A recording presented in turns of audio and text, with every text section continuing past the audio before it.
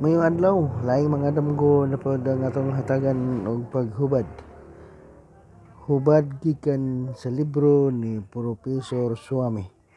Mao ni mga damgo nga atong hatagag hubad karon: laang, labaha, lakaw, laksot, langyaw, lagong, lambay, lamian or lami,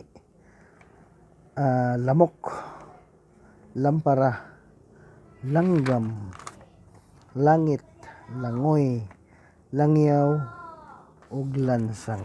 So mo na yung mga damgo atong hagubad karon. Una, laang. Kana bang gibitik ka. Kung magdamo kag laang, nagpasabot, nagkahulugan nga magbantay ka sa imong sinultihan kay anaay sakitan. Doon ay nasilag kanimo sa tago, pagbantay sa mga pagbutang-butang. Labaha, panagbangi sa asawa o bana, bawiay sa ilang mga handumanan ang manag-uyab. Kung masamad ka sa labaha, mahugno ang imong negosyo. Lakaw, kung maglakaw ka sa adlawng dako, doon na kay madawat na maayong balita bahin sa imong trabaho. Magmalipayon ka sa imong paghigugma. Kung maglakaw ka sa panahon sa kagabhion, doon ay nagdumot kanimo sa tago. Sa pagbantay, kay tingalig mabuko-buko ka.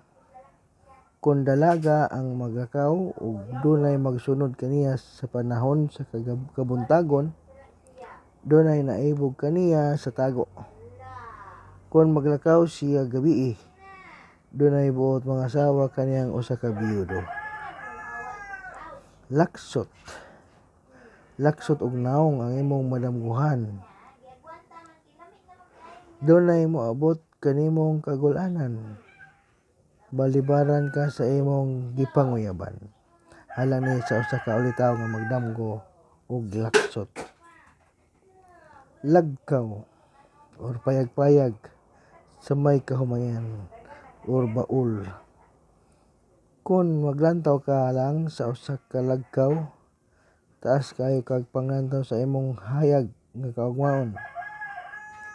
Kung dunay taong nagbantay, hikawan ka sa imong mga hangyo.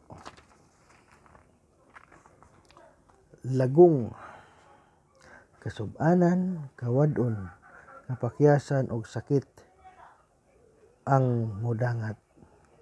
Ang dalaga nga magdamgo niini ulitawhan og minyo nga dunay mga anak. Lambay, kalangan og matigulang sa og pinaabot, dugay nga mobayad sa ilang mga utang ang mga utangan. Lamian, bisan unsa nga ang imong madamguhan, matilawan og lamian ka sa imong pagkaon, makabaton kag kauswagan og kalipay sa paghigugma. Sunod, lamok. Lamok nga magpakita sa imong damgo, daotan ug kahulugan kung imong madungog ang iyang kaalingisig. Dunay masulub-ong balita gikan sa imong kabanay sa layo. Kung paakon ka sa lamok, masakit ka og limbungan ka sa imong uyab. Lampara, kung wala sug-i, wala dagkuti, daotan og tilimad-on, dili maayo sa imong pag-travel sa tabukon og laod. Ayaw una pagbiyahe sulod sa 3 ka adlaw. Kung hayag nga parol nga sinugaan, imong maangkon ang kalampusan sa imong damgo. Langgam, kung manindot ang mga kolor, pagalibutan ka sa mga magdadaig, makabaton kag maayong mga higala.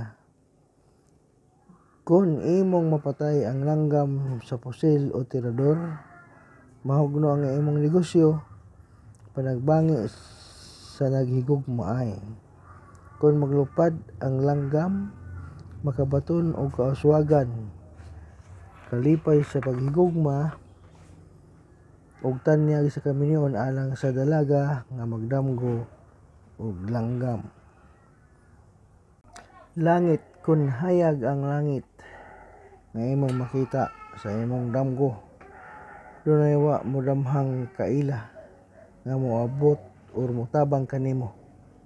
Langit nga dag-om, dunay minyo nga naibog kanimo, mahulog ka sa pagduha-duha sa pagpakanaog sa imong hukom. Langoy,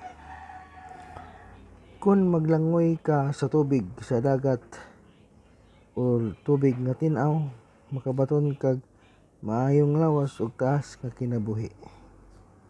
Kung lubog ang imong gilangoyan, dunay maabot kanimong sakit, kapakyasan o katalagman. Kung maglangoy nga abuton kag kakutas ug dili moirog sa imong nahimutangan, dunay timaan o symptom sa urom. Busa ayaw pagkatulog nga mag-inusara aron dunay makapukaw kanimo. Ayaw paghigda dapit sa walang bahin, kay kuyaw nga malumos ang imong kasing-kasing. Inom og daghang tubig sa dili pa ikaw matulog, apan unaha ang pagpangadsi sa imong gipakabathala. Ang langyaw, dunay sulat nga moabot gikan sa gawas.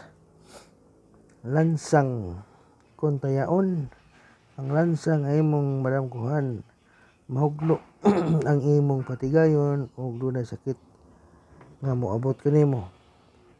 Daghang mga lansang nga imong makita sa imong damgo, nagkahulugan sa daghang trabaho apan gamay ra og sweldo. Kung martilyuhon mo ang lansang ug modulot og maayo, sugton ka sa imong gipanguyaban.